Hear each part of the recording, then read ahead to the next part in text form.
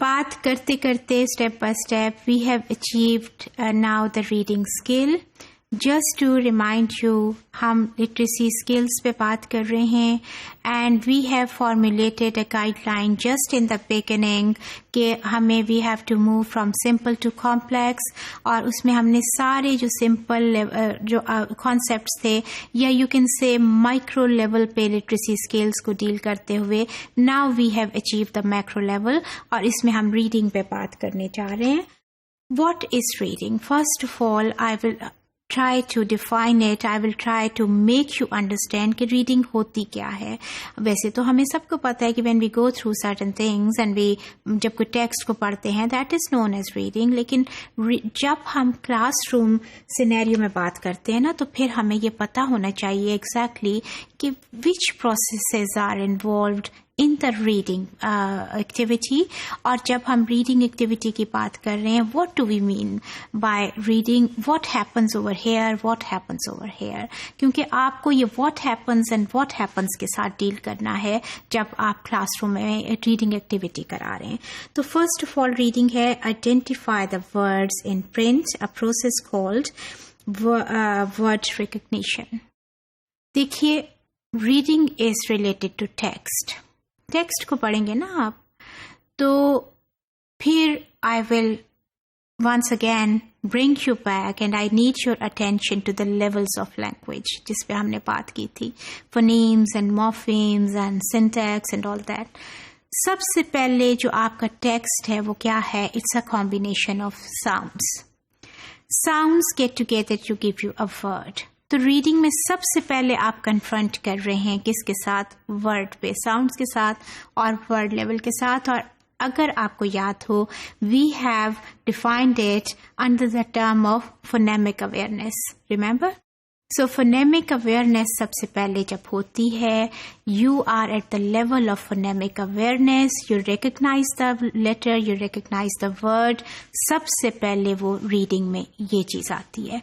और अगर आप किंडरगार्टन या केजी पे आप लेवल पे डील कर रहे हैं, तो आप बच्चों को डील ही फोनेमिक अवेयरनेस पे कराते हैं, और उसके साथ you help them to read single words. और सिंगल वर्ड्स भी फिर मैं आपको याद दिला दूं, हमने कहा था CVC, कॉन्सोनेंट वाउल कॉन्सोनेंट जो वर्ड्स होते हैं, जैसे बैट है, बैग है, उस लेवल पे रीडिंग होती है. ठीक है ना? तो आप वर्ड को रिकॉग्नाइज सबसे पहले करते हैं, जो कि आपके हायर लेवल पे भी आप अनकॉन्शियसली वर्ड लेवल पे पहले होते हैं. वर्ड को रिकॉग्नाइज करके आप पढ़ रहे होते हैं.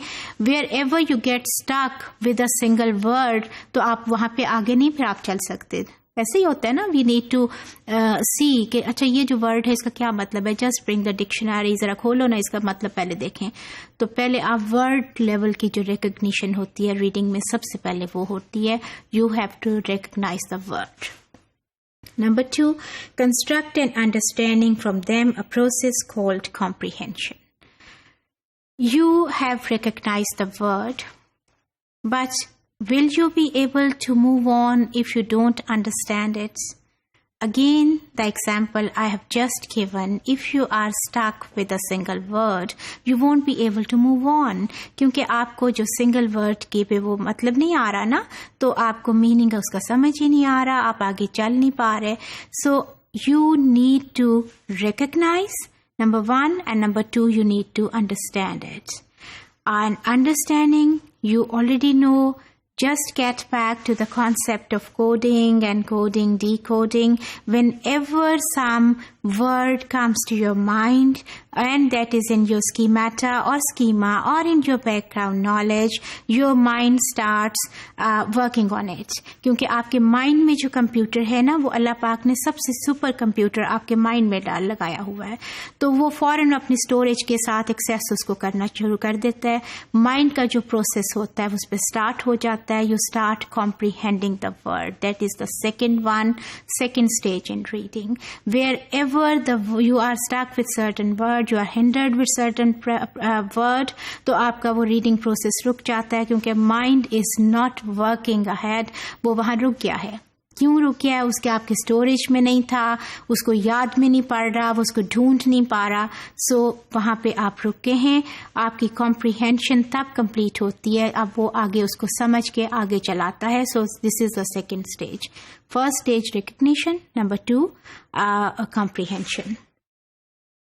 Number 3, coordinate identifying words and making meaning so that reading is automatic and accurate. तीसरी स्टेज कोऑर्डिनेशन की है। Coordination among these words and these ideas जो कि उन words के साथ associated है।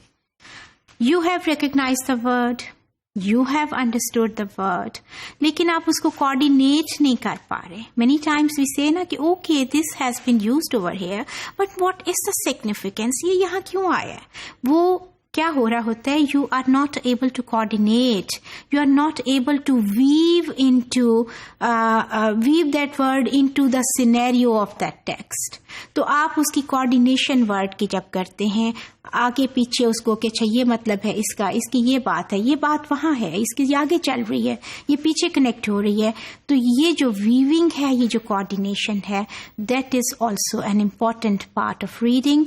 ये 3 चीज़ें जो हैं ये आपकी रीडिंग के लिए बहुत बेसिक स्टेप्स हैं। Recognition, comprehension and coordination, and whenever you miss even a single step, single stage, आपकी रीडिंग कंप्लीट नहीं होती, because reading in its fullest sense involves weaving together word recognition and comprehension in a fluent manner.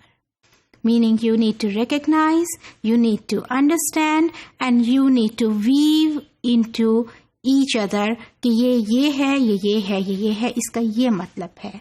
When you get everything and you understand everything in a broader scenario, your reading becomes complete. So reading is related to recognition of words, understanding, and coordination of those words.